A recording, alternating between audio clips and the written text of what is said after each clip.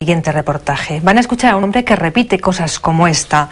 Ahora mismo la agricultura mundial podría alimentar a más de 12.000 millones de personas, el doble de la población del planeta, y sin embargo solo el pasado año murieron de hambre 36 millones. Quien recuerda lo mal repartida que está la riqueza se llama Jan Ziegler. Es el relator especial de la ONU sobre el derecho a la alimentación, que no duda en señalar a los culpables de esta situación. Ziegler, a quien ha entrevistado Informe Semanal, denuncia la aparición de nuevos señores feudales que monopolizan los recursos. Grandes multinacionales, gobiernos y bancos que se mueven exclusivamente por las leyes del mercado, indiferentes ante la tragedia cotidiana de muchos rincones del planeta.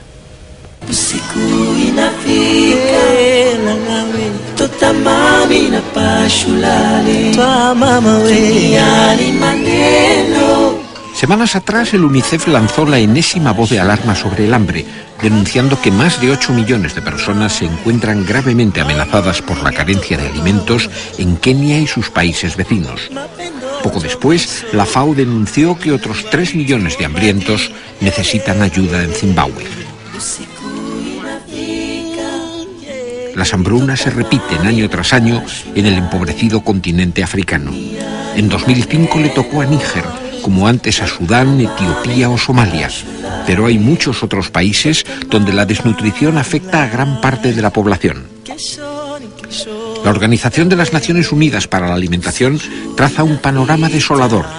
Más de 800 millones de personas sufren las consecuencias del hambre y otros 2.000 millones padecen déficit alimentario crónico. Así no es de extrañar el tono radical que emplea Jan Ziegler, relator de la Comisión de Derechos Humanos de la ONU sobre el derecho a la alimentación, cuyos informes constituyen actas de acusación sobre la injusta distribución mundial de la riqueza como base del sistema económico internacional.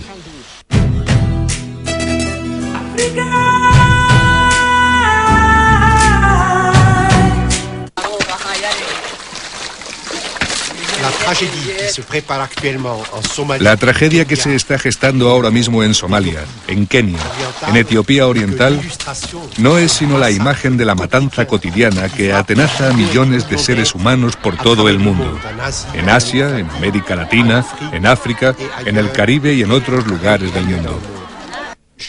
Cada día, 100.000 personas mueren de hambre o por sus consecuencias inmediatas. Cada 5 segundos, el pasado año, murió de hambre un niño de menos de 10 años. Y 856 millones de personas, 1 de cada 6 habitantes del planeta, viven grave y permanentemente desnutridas. Sin embargo, el propio Informe Mundial sobre Alimentos de la FAO, que nos facilita esas cifras sin que nadie las cuestione, asegura que la agricultura mundial, con el actual desarrollo de su fuerza de producción, podría alimentar sin problemas, es decir, con 2.700 calorías por día y adulto, a 12.000 millones de seres humanos, es decir, prácticamente el doble de la humanidad. En otras palabras, no hay fatalidad alguna. Un niño que muere de hambre es asesinado. El orden del mundo, tal como está en la actualidad, no solo es mortífero, sino también absurdo, ya que mata sin necesidad.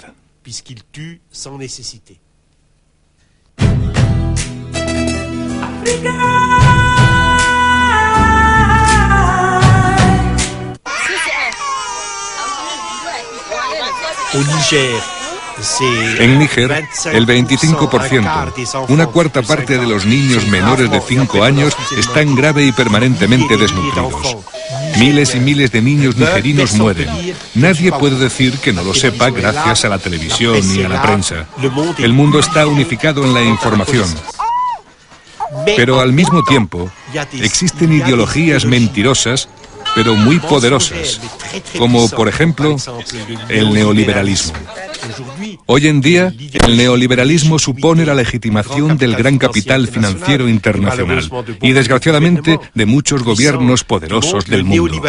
El neoliberalismo pretende que la economía funcione según unas leyes naturales. Hay una mano invisible, que es el mercado mundial. No se puede hacer nada en contra de esa mano invisible. Y se afirma que las leyes de la economía son leyes como las de astronomía, leyes naturales que no se pueden cambiar. Según eso, hay pueblos enteros que no son productivos, que quedan excluidos de la historia y mueren.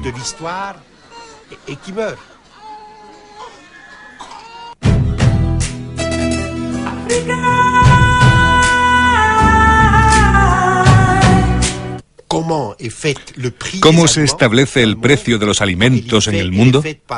Lo fija el Commodities Stock Exchange de Chicago, la bolsa de las materias primas agrícolas de Chicago, conforme a las técnicas bursátiles, según los criterios del capitalismo financiero de la bolsa, con contratos a término, con especulaciones, etc.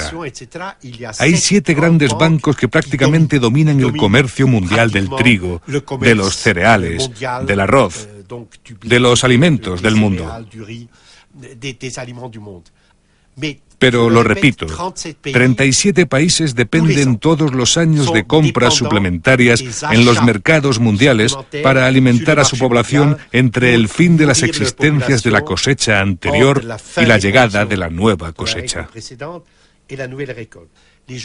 La gente muere de hambre por culpa de las cotizaciones bursátiles. Por eso los precios de la alimentación deberían negociarse contractualmente entre los estados.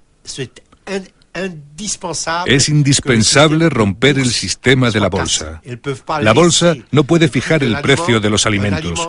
Los alimentos no son una mercancía como cualquier otra.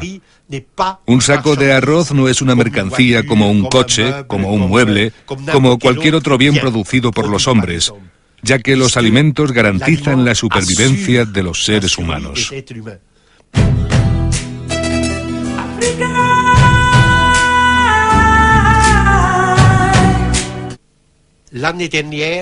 El pasado año, las 500 sociedades transcontinentales privadas más importantes del mundo controlaron el 54% del Producto Mundial Bruto. Es decir, de todas las riquezas, capitales, mercancías, servicios, patentes, etc., producidas en el mundo durante el año. Eso supone una refeudalización del planeta, un monopolio sobre las inmensas riquezas que existen en este planeta. Porque hay que seguir repitiéndolo. El año pasado, 36 millones de personas murieron de hambre o debido a sus consecuencias inmediatas en un planeta que rebosa de riquezas. Ello a causa de la monopolización extrema de esas riquezas por parte de sociedades privadas multinacionales que tienen como única estrategia el máximo beneficio, que no tienen ninguna estrategia de responsabilidad social, de redistribución, porque ese no es su problema. Y que son mucho más poderosas que la mayoría de los estados. Estos nuevos señores feudales son los primeros responsables de la destrucción masiva de millones y millones de seres humanos por culpa del hambre, de la desnutrición, del agua contaminada y de las epidemias.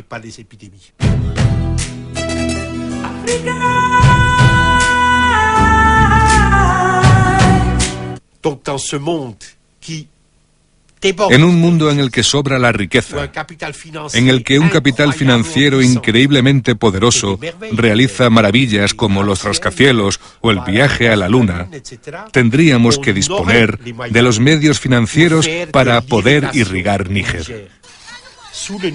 Bajo el suelo de Níger, bajo los países del Sahel y del Sáhara, se encuentra el mayor mar de agua dulce del mundo y a no demasiada profundidad. Así, el Banco Mundial, voy a dar un único ejemplo, el Banco Mundial tiene, desde hace 12 años, un proyecto para irrigar 430.000 hectáreas en Níger, que es un país inmenso de más de 1 millón de kilómetros cuadrados. Y si esas 430.000 hectáreas estuvieran irrigadas, lo cual es técnicamente posible, todo el pueblo nigerino quedaría protegido. Los 10 millones de nigerinos quedarían protegidos para siempre de las catástrofes de la sequía. Sin embargo, no se dispone del dinero. El gobierno de Níger no encuentra la inversión necesaria. Los 52 millones de dólares que costaría ese sistema de irrigación. Por tanto, la muerte de los niños nigerinos está programada. La ayuda ya ha llegado, la ayuda llega a Somalia, la ayuda llega a Kenia, la ayuda llega ahora a Etiopía, al Ogadén en el oriente, al este de Etiopía. Demasiado tarde, de forma insuficiente. Los mecanismos de distribución no están preparados porque hay mermas previas. Y también se destruye el mercado autóctono. Hay muchos problemas en la ayuda internacional alimentaria. Pero sería totalmente innecesaria esta ayuda internacional. Sería totalmente inútil si de una vez la comunidad internacional realizara las inversiones fundamentales para la creación de rebaños, para la irrigación, para la creación de un sistema de rentas suficientes.